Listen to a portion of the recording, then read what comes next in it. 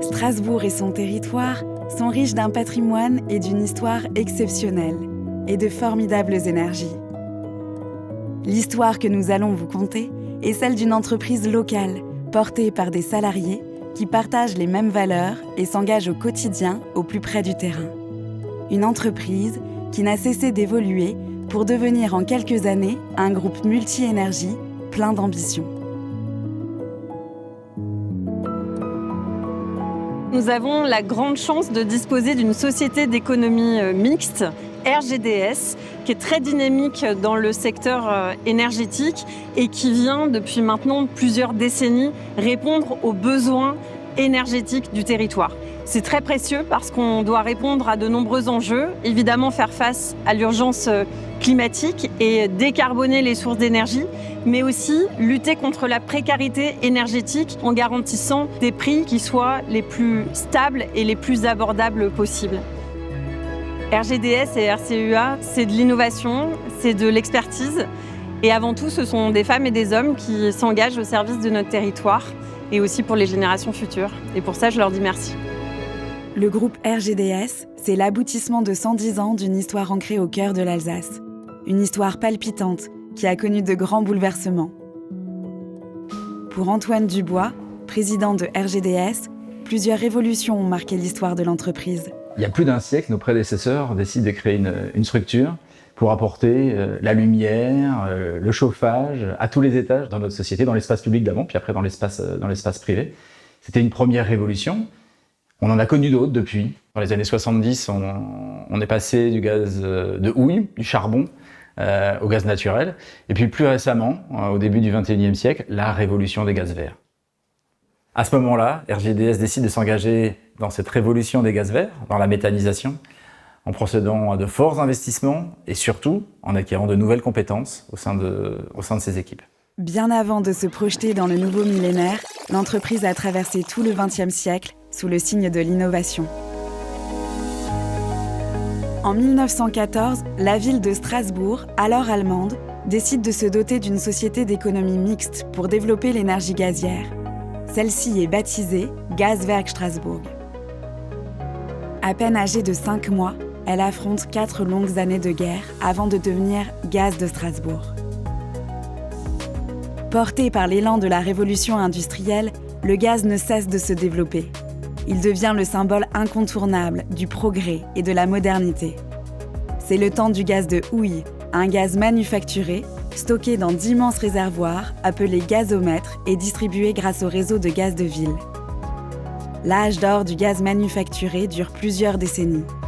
À Strasbourg, il est longtemps produit dans l'usine à gaz historique du Marais Vert, l'actuel quartier des Halles. Après-guerre, pour répondre à une demande toujours croissante de gaz, une toute nouvelle coquerie est construite à Strasbourg, au port du Rhin. Longtemps, le gaz de ville est utilisé dans tous les domaines de la vie quotidienne. Moyen de chauffage et d'éclairage, il sert aussi à chauffer l'eau du bain. Et dans la cuisine, il devient bien sûr essentiel. Au fil du temps, certains usages céderont leur place à fait électricité. Puis arrive le grand tournant du gaz naturel des années 70, qui confortera le gaz comme un vecteur énergétique de référence pour le chauffage, pour l'industrie, pour la production d'électricité et de chaleur. Le gaz naturel est bien plus propre. Fini les usines à gaz polluantes au cœur des villes. Dès 1972, au moment de la conversion du gaz de ville au gaz naturel, le développement du réseau gazier connaît une incroyable accélération. Pendant plusieurs décennies, les équipes de terrain travaillent dur pour agrandir le réseau, le moderniser et le sécuriser. N'est-ce pas, Martial ? Dans les années 2000, on a connu une grosse période de changement où il fallait remplacer la fonte grid par ce qu'on appelle aujourd'hui le PE, le polyéthylène. Et je me souviens, ça donnait lieu à des journées assez longues pour mes collègues de l'époque. Il fallait commencer le matin de bonne heure pour être sûr de pouvoir remettre en service en toute sécurité les immeubles avant la fin de journée. C'était une sacrée époque. À la fin du XXe siècle, un nouveau défi attend Gaz de Strasbourg, appelé alors Réseau GDS. Cette fois-ci, c'est l'Union européenne qui est venue changer la destinée de l'entreprise. Olivier Bitz, alors président de RGDS, se souvient de cette époque comme si c'était hier. J'ai assuré la présidence de Gaz de Strasbourg puis de Réseau GDS entre 2008 et 2018, qui a été une période importante pour l'entreprise, puisque au niveau européen, nous avions l'obligation de séparer la gestion du réseau de la commercialisation du gaz. Alors le fait de se séparer du commercialisateur nous a contraints à repositionner la stratégie de l'ensemble de l'entreprise, notamment dans le domaine des énergies renouvelables. Ça a été le projet au niveau de la station d'épuration de la Vansenau, mais aussi les réseaux de chaleur, puisque les réseaux de chaleur constituent une clé de la transition énergétique du territoire. Mais pour réussir ce pari, il fallait s'associer avec une entreprise qui connaissait déjà techniquement le sujet, et ça a été notre mariage avec EBL, qui s'appelle aujourd'hui Primeo Énergie, et qui avait le même ADN que RGDS. Un ADN incarné par des valeurs de proximité. Avec les réseaux de chaleur, RGDS devient un groupe régional engagé et un nouvel acteur de la décarbonation du territoire. Muriel Jost a eu la chance d'assister à la naissance de RCUA, filiale de RGDS créée en 2014, il y a maintenant 10 ans.